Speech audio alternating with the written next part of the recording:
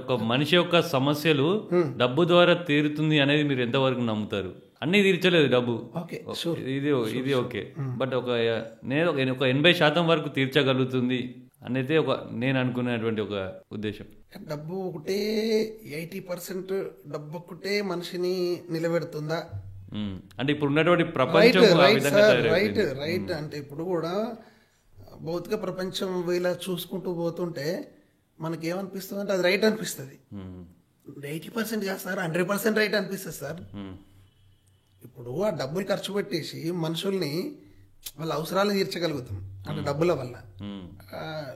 శత్రువును కూడా స్నేహితుడిగా మార్చుకోగలుగుతాం ఆ డబ్బు వల్లనే. మీరు చెప్పింది 100% ఇప్పటి కాలం లోపల డబ్బు అనేది ఎక్కువ దాని ప్రతాపం చూపిస్తున్నాం. సో అది అవసరమే, కానీ ఒక డబ్బు ఒకటి ఉంటే సరిపోతుందా సార్? ఆ డబ్బు ఒకటే ఇట్లా బట్టి పైసలు నా దగ్గర 1,00,000 రూపాయలు ఉన్నాయని చెప్పి తీసుకుపోయి మొక్క మీద పడేసి చేయరాంటి చేస్తారు అవతల పక్క వ్యక్తి.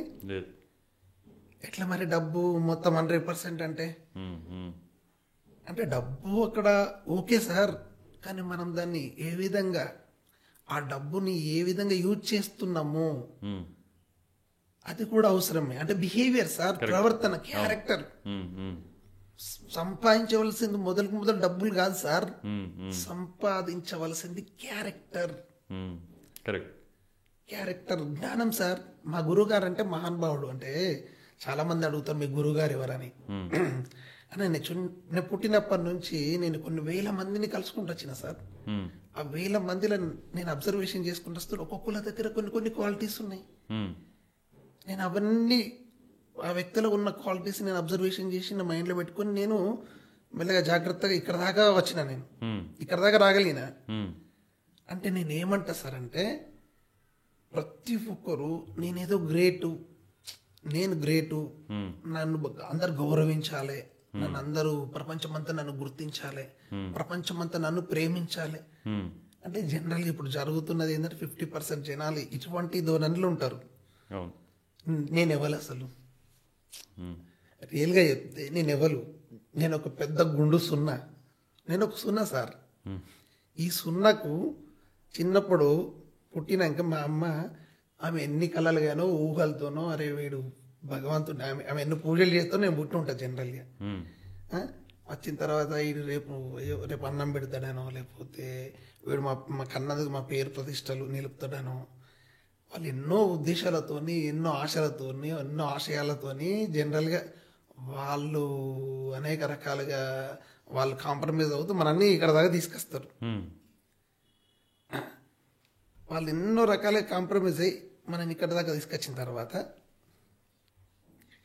ఆ తల్లి సార్, ఆ తల్లి ప్రేమ సార్, నేను జీరోనే. మళ్ళీ ఇక్కడ ఆ ప్రేమ, ఆమె లోపల ఉన్న ఆమె కోరికలు, ఆమె ఆలోచనలు, ఆమె ఆశయాలు ఆమె నా లోపల ఇంజెక్షన్ చేసింది సార్. చేసింది అదొకటి. నా తండ్రి కూడా ఆయనలో ఉన్న ధర్మం, ఒక పద్ధతి.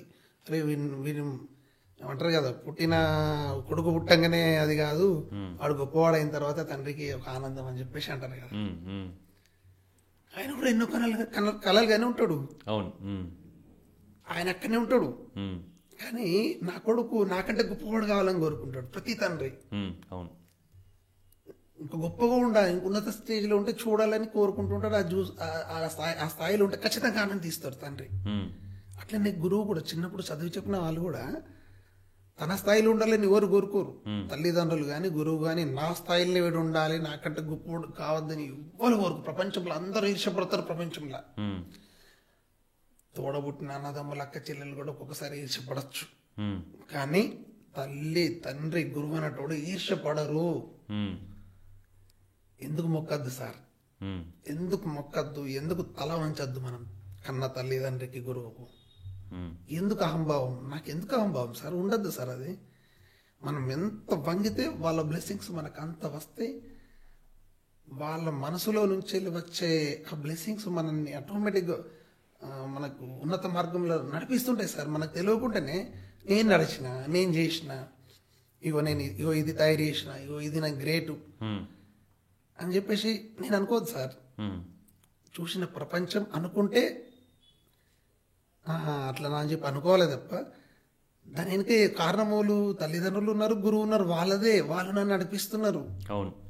ఇప్పుడు మీరున్నారు సార్, నేను ఎవరు సార్, నేను ఎవరో వ్యక్తిని, నేను మీకు ఎట్లా పరిచయమో నాకు తెలియదు.